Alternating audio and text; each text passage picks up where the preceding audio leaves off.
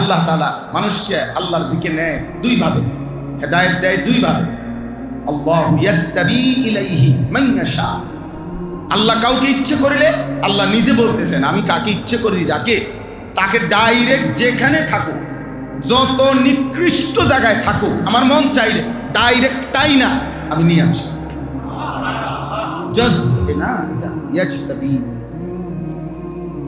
আমি মন চাইলে একদম টান দিয়ে নিয়ে আসি, জজবে ইলাহি, আসমানি আকর্ষণ। আল্লাহ ডাইরেক্ট টেনে নিয়ে আসে, যেমন যত উল্টাই হোক, এটা একটা আল্লাহর ইচ্ছা। 38 বছর আবু তালেব নবী সাল্লাল্লাহু আলাইহি ওয়াসাল্লামের খেদমত করছে। 38 বছর, 12 বছর বয়সে দাদা আব্দুল মুত্তালিব নবী সাল্লাল্লাহু আলাইহি ওয়াসাল্লামকে আবু তালেবের হাতে তুলে দিয়েছে। নবীজির যখন 50 বছর তখন আবু তালেব ইন্তেকাল করছে। তাহলে 12 থেকে 50 কয় বছর? 38 বছর। 38 বছর খেদমত করছে, কিন্তু আসমানওয়ালা বলছে আমি হেদায়েত দেব, যার ফলে চোখের পানির শেষ মুহূর্ত পর্যন্ত নবী সাল্লাল্লাহু আলাইহি সাল্লাম চোখের পানি ফেলছে। বুখারীর রওয়ায়াত আছে, আল্লাহ নবী সাল্লাল্লাহু আলাইহি সাল্লাম ইন্তেকালের পূর্ব মুহূর্তে বলছে, লাম্মা হাদারাত আবু তালিব আল ওয়াফাত, মৃত্যুর মুখোমুখি যখন আল্লাহ নবী সাল্লাল্লাহু আলাইহি সাল্লাম বলছে, কুল লা ইলাহা ইল্লাল্লাহ কালিমাতান আশহাদু লাকা বিহা ইনদাল্লাহ। চাচা একবার বলো, কালেমাটা একবার বলো, এই কালেমাটা নিয়ে আমি আপনার জন্য আল্লাহর কাছে সাক্ষ্য দেব। আল্লাহ তাআলা বলছে না, হবে না, দেব না তো দেবই না। যাকে আমি হেদায়েত দেব না তাকে আমার শ্রেষ্ঠতম নবী বললেও, চোখের পানি ফেললেও আল্লাহ যেন বলছে বন্ধু আমি দেব, আপনি আমার কলিজার টুকরা, ঠিক আছে, সব ঠিক আছে, তো আমি হেদায়েত দিতাম, হেদায়েত দিতাম না বলছি, আমার ইচ্ছে। আমি কারণও দর্শাবো না। আবু তালেবকে কেন ইমান দেন নাই, কোনো কারণ দর্শাইছি না। কারণ কি হবে? আপনার কাছে বলতে হবে না, আমার কাছে বলতে হবে কেন? আমি দেব না, মালিকের মন চাইছে দিবে না, বলছে দিবেই না, দেয় নাই। নবীজি সাল্লাল্লাহু আলাইহি সাল্লাম হাদিসের মধ্যে আছে আবু তালেব মৃত্যু হয়ে গেছে, এবার নবীজি বলছে লা আস্তাগফিরান্না লাকা মা লাম উনহা আনকা। চাচা আল্লাহ নিষেধ না করা পর্যন্ত আমি আপনার জন্য আল্লাহর কাছে ক্ষমা প্রার্থনা করব। নবীজি হাত তুলছে, আল্লাহ তাআলা কোরআনের আয়াত নাযিল করে বলছে নামান, হাত নামান, মা কানা লিন নাবিয়্যি ওয়াল্লাযীনা আমানু আন ইস্তাগফিরু লিল মুশরিকিন ওয়ালাউ কানু উলি কুরবা মিন বা'দি মা তাবায়্যানা লাহুম আন্নাহুম মিন আসহাবিল জাহিম। আল্লাহ তাআলা বলে বন্ধু, যখন স্পষ্ট প্রমাণিত হলো মুশরিক মৃত্যু হয়েছে, ঈমানবিহীন, এবার যত নিকটাত্মীয়ই হোক না কেন, উলি কুরবা, কোন নবী এবং ঈমানদার উম্মতের জন্য, তার কারো জন্য, ওই মুশরিকের জন্য আমি আল্লাহর কাছে ইস্তেগফার করার কোনো অনুমতি আপনার দেব। এজন্য আব্বা আল্লাহর কাছে হেদায়েত চাইতে হয়, হেদায়েত চাইতে হয়, আখিরাত চাইতে হয়, ইবাদতের তৌফিক চাইতে হয়। বাবা মার দায়িত্ব এটা, বাবা মার দায়িত্ব। হুজুর রাত লাগবার যা মন চাইছে সব দিছি, ওর নামাজ না পড়লে আমি কি করতাম? না আপনি কি করবেন? আমি বন খাবেন, চা দিয়ে বুঝাইয়া। হুজুর আমি ফোলা বিয়া করবো কইছে, বিয়া করাইছি, বিল্ডিং লাগবে বিল্ডিং করে দিছি, বিদেশ যাবো বলছে বিদেশ পাঠাইছি। যখন যেটা বলছে, যখন বলছে হাফ প্যান্ট কিনা দিছি, যখন বলছে ফুল প্যান্ট কিনা দিছি, যেটা বলছে ওইটা দিছি। এখন যদি নামাজ না পড়ে, আল্লাহ না চিনে, আমি কি করতাম? এইলো আমাদের আচরণ। তা আমি এই জন্য বলি না আপনি এখন কি করবেন, আর আপনি এখন বন দিয়া চা দিয়া ভিজাই খাবেন, আমি তার কাম নেই। অথচ একজন পিতার সার্বক্ষণিক দায়িত্ব, অভিভাবকের সার্বক্ষণিক দায়িত্ব নিজের অধীনস্থ স্ত্রী, সন্তান, পরিবারের জন্য আল্লাহর কাছে আখিরাত চাও, হেদায়েত চাও, তৌফিক চাও, তৌফিক। রব্বানা হাব লানা মিন আজওয়াজিনা ওয়া যুররিয়াতিনা কুররাতা আয়ুন। তো আল্লাহ তাআলা শিখাইছে, আল্লাহ বলছে আমার প্রিয় বান্দার দোয়া হলো এরকম যে আমার প্রিয় বান্দা দোয়া করে যে আল্লাহ আমার স্ত্রী সন্তানকে আমার চোখের শীতলতা বানিয়ে দেন, এমন বানিয়ে দেন যাদের দিকে তাকাইলে আমার চোখ ঠান্ডা হয়ে যায়। আর চোখের শীতলতা নামাজ। দুনিয়াতে কুররাতু আয়ুন কি? নামাজ। নবীজি বলছেন অকুররাতু আইনি ফিস সালাত। তাহলে দুনিয়াতে কারো চোখ ঠান্ডা হয়, ওই স্ত্রী দেখে স্বামীর চোখ ঠান্ডা হবে যে স্ত্রী নামাজ। ওই ছেলে মেয়ে দেখে বাবার চোখ ঠান্ডা হবে, তৃপ্ত হবে ওই বাবার, খোদার কসম যে সন্তান নামাজি। নামাজ নামাজ বেনামাজি সন্তান 100 কোটি না 1000 কোটি টাকাও যদি উপার্জন করে, আপনিও ব্যর্থ, আপনার সন্তানও ব্যর্থ, আপনার ফ্যামিলিও ব্যর্থ, আপনার জিন্দিগিও ব্যর্থ। আল্লাহকে মানে না, সেজদা করে না, হালাল হারাম মানে না, এমন সন্তান পরিচয়ের মধ্যে কোনো সফলতার কিছু নেই, কামিয়াবির কিচ্ছু নেই, কামিয়াবির কিচ্ছু নেই। এই জন্য আল্লাহ তাআলার কাছে আখিরাত চাইতে হবে। কারণ আমাদের কারণ কোনো, আমি এটাই বলতেছি, যে কথা থেকে চলে গেলাম। নবীজি দোয়া করতেন, আল্লাহুম্মা ইন্নী আসআলুকাল হুদা ওয়াত তুকা ওয়াল আফাফা ওয়াল গিনা। আল্লাহ আপনার কাছে হেদায়েত চাই, তাকওয়া চাই, চরিত্রের পবিত্রতা চাই, দুনিয়া বিমুখতা চাই। আল্লাহুম্মা ইন্নী আসআলুকাল আফওয়া ওয়াল আফিয়া ফিদ দুনিয়া ওয়াল আখিরা। আজিম শান দোয়া নবীজি। আল্লাহুম্মা আসলিহ লি শা'নি কুল্লা ওয়ালা তাকিলনি ইলা নাফসি তারফাতা আইন। আল্লাহ আমার পুরো জিন্দেগি ঠিক করে দেন, আপনি ইসলাহ করে দেন। আসলিহ, আল্লাহর কাছে নবী ইসলাহ চাইছেন। ইসলাহি মজলিস, ইসলাহ, ইসলাহ জিন্দেগির খোদার কসম হর মাখলুকের ইসলাহ জরুরি। ইসলাহ থেকে বিমুখ কেউ হইতে পারে না। কোন পীর, কোন বুজুর্গ, কোন আউলিয়া, কোন মাশায়েখ, কোন আলেম, কোন মুফতি, কোন মুহাদ্দিস, কোন মুহতামিম, সবচেয়ে বড় থেকে বড় ব্যক্তিও খুদ সাইয়্যিদুল আম্বিয়া ইসলাহ থেকে বাহিরে না। তিনি নাকি এটা কেন বললেন? আল্লাহুম্মা আসলিহ লি শা'নি কুল্লা। নবীজি বলছেন, আল্লাহ আপনি আমার পুরো জিন্দেগি ইসলাহ করে দেন। ওয়ালা তাকিলনি ইলা নাফসি তারফাতা আইন। এক পলকের জন্য, চোখের এক পলকের জন্য আপনি আমাকে আমার হাতে ছেড়ে দিয়েন না, আমার হাতে আমারে ছেড়ে দিয়েন না। আমি যদি আমার হাতে নিজেকে তুলে নেই, তাহলে আমি আপনার থেকে বিচ্ছিন্ন হয়ে যাব। আপনি আমারে ধরে রাখেন, আপনি আমাকে ধরে রাখেন। এই ইসলাহি মাহফিলের আজকে আপনাদেরকে এটা বলব, এটা প্রধান বিষয়। জিন্দেগির মূল একটা গুরুত্বপূর্ণ কামিয়াবি, সফলতা, কৃতকার্যতার জন্য, দুনিয়া আখিরাতের সমস্ত ভালাইয়ের জন্য সবচেয়ে বড় জরুরি হলো কেউ একজন যেন ধরে রাখে। আমার জীবনে যেন এমন কেউ মেলে, যত বড় মানুষ, উঠতি নওজোয়ান আলেম যারা আমার চাইতে কম বয়সী, আপনাদের জন্য আমার এটা কথা। মসজিদের ইমাম সাহেব যারা আমার চাইতে কম বয়সী, আপনাদের জন্য এটা কথা। হ্যাঁ, যেটা দেখছেন সামনে, ওইটাই আপনি মোবাইলের মধ্যে বুদ্ধি দেওয়া শুরু করে দিয়েছেন। কার থেকে কি বুদ্ধি নিছেন? নিজের জিন্দেগি কি গঠন করছেন? মানুষকে বুঝাই লাইতেছেন? বলে ইসলাহ জরুরি, আমারও আপনাদের, ইমাম সাহেবেরও, মুসল্লি সাহেবের, পীর সাহেবের, সবাই সবাই। রাসূলুল্লাহ সাল্লাল্লাহু আলাইহি ওয়াসাল্লাম বলছেন, আল্লাহ তাআলা আমাকে সর্বোত্তম ইলমও শিখিয়েছেন, আল্লাহ তাআলা আমাকে সর্বোত্তম আদবও শিখিয়েছেন। শিখিয়েছেন কিনা? আল্লামানি রব্বি ফাআহসানা তা'লিমি ওয়া আদ্দাবানি রব্বি ফাআহসানা তা'দীবি। একই হাদিস।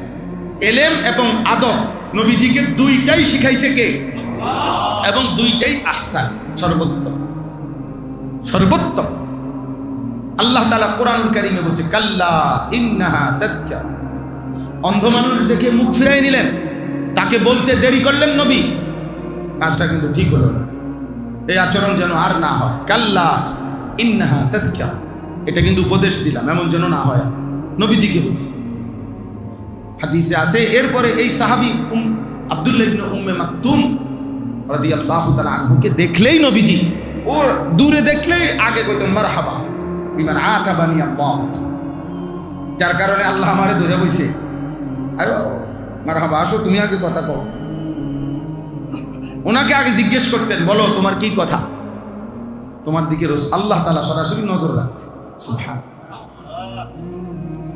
অন্ধ সাহাবী চলেন। এই জন্য আলহামদুলিল্লাহ এখানে অনেক উপযুক্ত মানুষ আছেন, আপনাদের সামনে কথা বলাও আমার জন্য কঠিন, কিন্তু শুধু মুজাকারা ওলামায়ে কেরামের সামনে অর্থ হলো এটাই, ইসলাহ জরুরি, ইসলাহ জরুরি।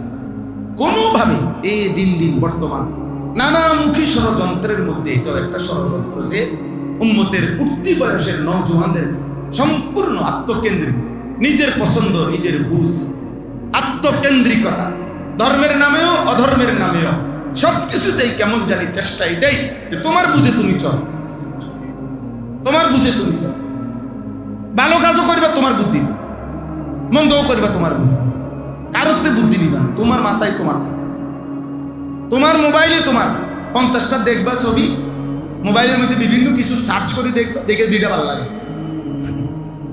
যেটা ভালো লাগে তোমার তো, যেটা ভালো লাগে। এখানে আবার জিজ্ঞাসা করবে কোনটা নাই, মোবাইলে তো সবই আছে। আমি এই জন্য বলি বড় মোবাইলে এই পরিমাণ ভালো জিনিস আছে, হিসাবে তো এটা একবার বুকে লাগাইবার সাথে সাথেই এই লোকটা সাথে সাথে জুনায়েদ বাগদাদি, আব্দুল কাদের জিলানী হয়ে যাওয়ার কথা। কারণ এত লক্ষ ওয়াজ আছে এটার ভিতরে, এত ভালো কথা আছে, কই পরিবর্তন হয় না কেন? পরিবর্তন হয় না কেন? এই জন্য এটা আল্লাহ তাআলার নিজাম বদলায় না। আল্লাহ হার জামানায় কিয়ামত পর্যন্ত মানুষের ইসলাহ, মানুষের সংশোধন, মানুষের জিন্দিগি গঠন, জীবনের সৌন্দর্য, দুনিয়া আখিরাতের সফলতা, কামিয়াবি, কাজের মধ্যে বরকত, এই পৃথিবীতে অমর অক্ষয় কীর্তি রেখে যাওয়া, আখিরাতে সফল হওয়া, সব কিছুর পিছনে একজন উত্তম অভিভাবক, একজন উত্তম নেকরান, একজন উত্তম কারো সান্নিধ্য এটা জরুরি। এটা কি বলেন না? আমার জন্য, আপনার জন্য, সবার এটা জরুরি। জরুরি এমন শব্দ ব্যবহার করছেন যে দ্বারা স্পষ্ট যে তাজকিয়া, আত্মশুদ্ধি, অন্তরের পবিত্রতা, জীবনের পবিত্রতা একাকী হয় না। এজন্য আল্লাহ তাআলা বলছেন ওয়ালাউলা ফাদলুল্লাহি আলাইকুম ওয়া রাহমাতুহু মা যাকা মিনকুম মিন আহাদিন আবাদা। নিজে নিজে তোমরা কখনোই নিজেকে পবিত্র করতে পারবে না, আবাদান, কখনোই না। ওয়ালাকিন্নাল্লাহা ইউযাক্কি মান ইয়াশা, বরং আল্লাহ যাকে চান তিনি তাকে পবিত্র করে থাকেন। তাহলে এবার আল্লাহকে জিজ্ঞেস করেন, আপনি যাকে চান তাকে যে পবিত্র করেন, কিভাবে করেন? আল্লাহ বলেন আমি নবী পাঠাইছি, উনাকে জিম্মাদারি দিয়ে বলে দিয়েছি, আর তিনি ওয়াইযাক্কিহিম, তিনি তার উম্মত আমার বান্দাদেরকে পবিত্র করে থাকেন। তাহলে বোঝা গেল কেউ পবিত্র হবে, কেউ পবিত্র করবে। এই ধারা, একজন মুজাক্কা, একজন মুজাক্কি, একজন মুরব্বী, একজন মুরব্বা, অর্থাৎ একজন সংশোধন করবে, আরেকজন সংশোধন হবে। একজন তালিম এলেম শিখাবে, আরেকজন এলেম গ্রহণ করবে। এই ছাত্রত্ব, শিষ্যত্ব, কারো না কারো অধীনস্থতা, এটা স্বীকার না করলে এলেমও হবে না, তাজকিয়াও হবে। এই জন্য যত বুদ্ধিজীবী, যত পণ্ডিত আপনার নিজে নিজে বলতে গেছে, বুঝতে গেছে, নিজে নিজে গবেষণা করতে গেছে, অল্প সময়ের ব্যবধানে মাঠে মারা গেছে, বিতর্কিত হয়েছে, বিতর্কিত হয়েছে, বিতর্কিত হয়েছে। এই জন্য ভারতীয় উপমহাদেশের বিশ্ববিখ্যাত বুজুর্গ সৈয়দ সুলাইমান নদভী রহমতুল্লাহ আলাইহি, হাকিমুল উম্মত মুজাদ্দিদুল মিল্লাত হযরত মাওলানা শাহ আশরাফ আলী থানভী রহমতুল্লাহর অন্যতম খলিফা ছিলেন। এই উপমহাদেশে গোটা আরবের কাছে সর্বজন স্বীকৃত যে কয়েকজন বেশি গ্রহণযোগ্য আলেম ছিলেন, এর মধ্যে উনি একজন। আলী মিয়া নদভী একজন, সৈয়দ আবুল হাসান আলী নদভী, আর ইনিও একজন, সৈয়দ সুলাইমান নদভী রহমতুল্লাহ আলাইহি।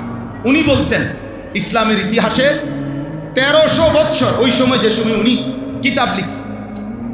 কি হইল ভাই, সমস্যা কি? আবার আপনারা ভাইয়া এই ধাক্কা ধাক্কি করে বাকি মানুষগুলোর কষ্ট দিও না ভাই। নওজোয়ান ভাই ওইখানে বসো, নয়তো দোতলায় বসো, আব্বা দোতলায় বসো, কাউকে কষ্ট দিও না, শুধু শুধু এই ঝামেলা করো না। দোতলায় যাও আব্বা, দোতলায় যাও। আচ্ছা, তো তিনি বলছেন 1300 বৎসরের ইতিহাসে সৈয়দ সুলাইমান নদভী বলছে 1300 বৎসরের ইসলামের ইতিহাসে, মানে ওই আগের উনি যে সময় কিতাব লিখছে, কাজে আমি স্পষ্ট প্রমাণ করে দিতে পারবো কোন আল্লাহওয়ালার সুহবত ছাড়া, আল্লাহর কোন নেক বান্দার তত্ত্বাবধান ছাড়া দ্বীনি লাইনে যারা কাজ করতে গেছে প্রতিবারই তারা নিজেরাও গুমরা হইছে, হাজারো মানুষকে গুমরাহি করছে। গুমরাহি করছে। কখনো শেষ পর্যন্ত আকীদার মধ্যে ত্রুটি হয়েছে, কখনো সুন্নাত অনুসরণের মধ্যে ত্রুটি হয়েছে, কখনো রাসূলুল্লাহ সাল্লাল্লাহু আলাইহি সাল্লামের যথাযোগ্য ইজ্জত দিতে পারে নাই, কখনো সাহাবায়ে কেরামকে যথাযোগ্য ইজ্জত দিতে পারে নাই, কখনো কখনো উলামায়ে কেরামকে যথাযোগ্য ইজ্জত দিতে পারে নাই, কারণ মুস্তাকিল পণ্ডিত শেষ পর্যন্ত গুমরাহির দিকেই নিয়ে গেছে। এই জন্য হাকিমুল উম্মত মুজাদ্দিদুল মিল্লাত বলছেন রাহমাতুল্লাহি আলাইহি যে মুস্তাকিল বিজাত ও মুস্তাকিল বদজাত। যে মুস্তাকিল বিজাত ও মুস্তাকিল কি বদজাত। যে মনে করে আমি স্বয়ং সম্পূর্ণ, থানবী রাহমাতুল্লাহ আলাইহি বলছে সে একটা স্বয়ং সম্পূর্ণ বদজাত। আমি একাই বুঝি, আমি একাই বুঝি না, আপনি একা বুঝেন না, আপনি একা বুঝতে পারেন না। ইন্নামাল ইলমু বিত্তাআল্লুম, যে বুখারীর riwayat। নবী সাল্লাল্লাহু আলাইহি সাল্লাম বলছেন ইলম হবেই একমাত্র ছাত্রত্ব, শিষ্যত্ব, তাআল্লুম, কারো কাছে বসার দরকার, কারো কাছে নিয়মতান্ত্রিক ছাত্রত্ব গ্রহণ করতে হবে, শিষ্যত্ব গ্রহণ করতে হবে, কারো তত্ত্বাবধানে নিজেকে গড়তে হবে, নিজেকে গড়তে হবে। আজকের পৃথিবী বিখ্যাত মনীষী শেখুল ইসলাম আল্লামা তাকি উসমানী দামাত বারাকাতুহুম, ওনার লিখনীতে আমরা পড়ছি, হযরত বলছেন আমি যখন সর্বপ্রথম কাদিয়ানীদের বিরুদ্ধে কিতাব লিখছি, একটা ছোট আমার আব্বাজানকে দেখাইছি, মুফতি শফি রাহমাতুল্লাহ আলাইহি।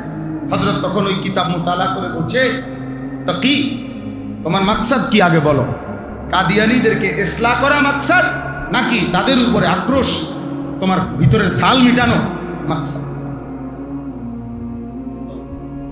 বলছে বুঝলাম না আব্বাজান।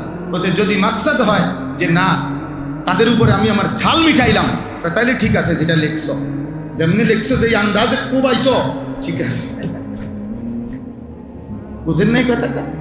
আর যদি মাকসাদ হয় কি ওদের ইসলাহ চাচ্ছ, তো এটা হয় নাই। আবার লেখ